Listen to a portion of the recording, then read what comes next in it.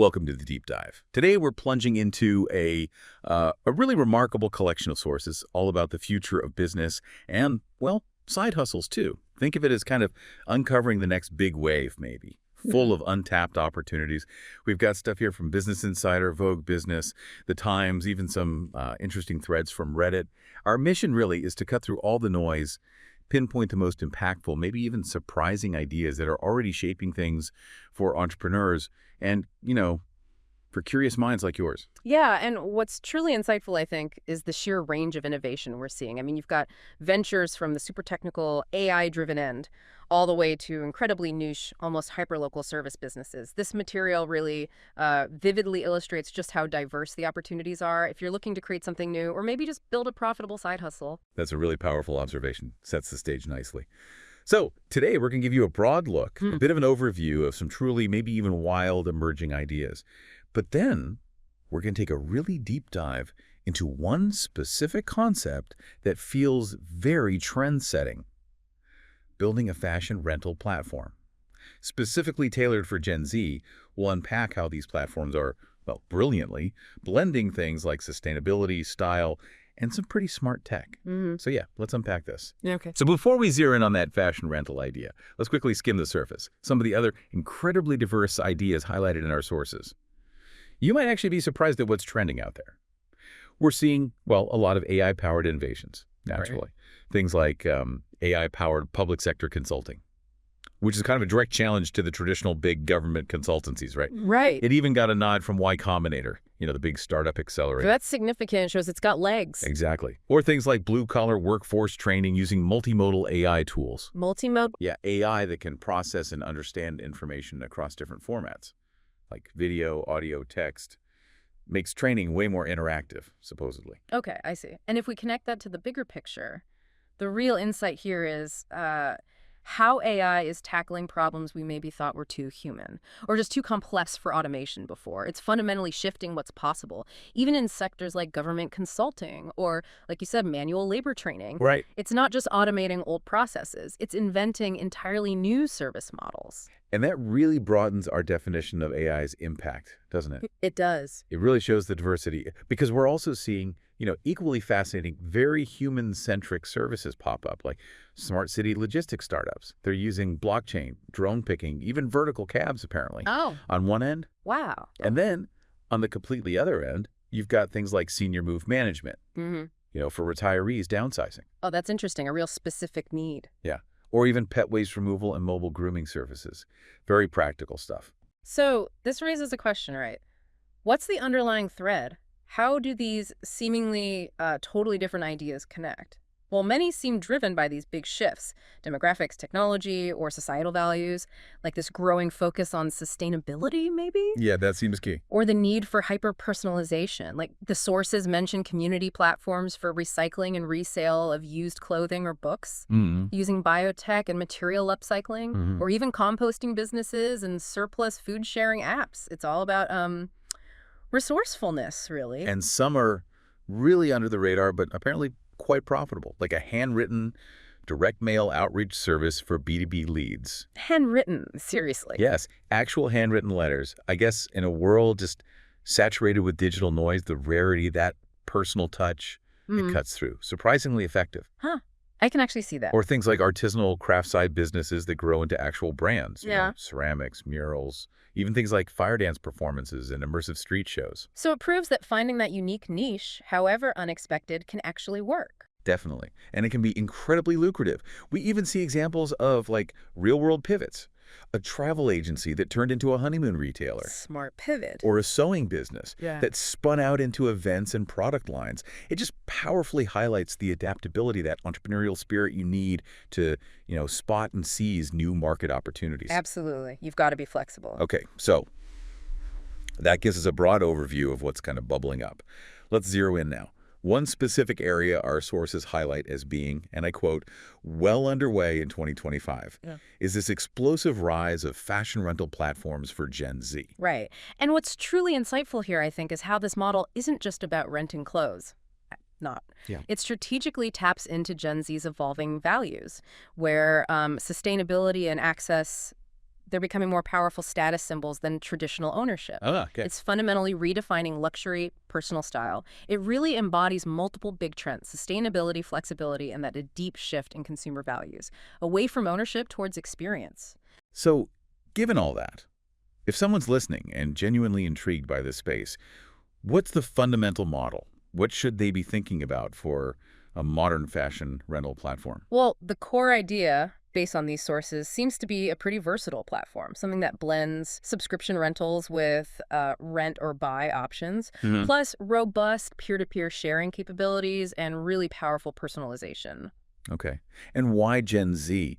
Why are they such a pivotal demographic for this specific approach? What makes them the perfect audience? Well, our sources really confirm this. Gen Z increasingly prefers experiences over ownership, flat out. They Mhm. crave unique looks, maybe for different occasions without the huge financial burden or the environmental guilt of constantly buying new.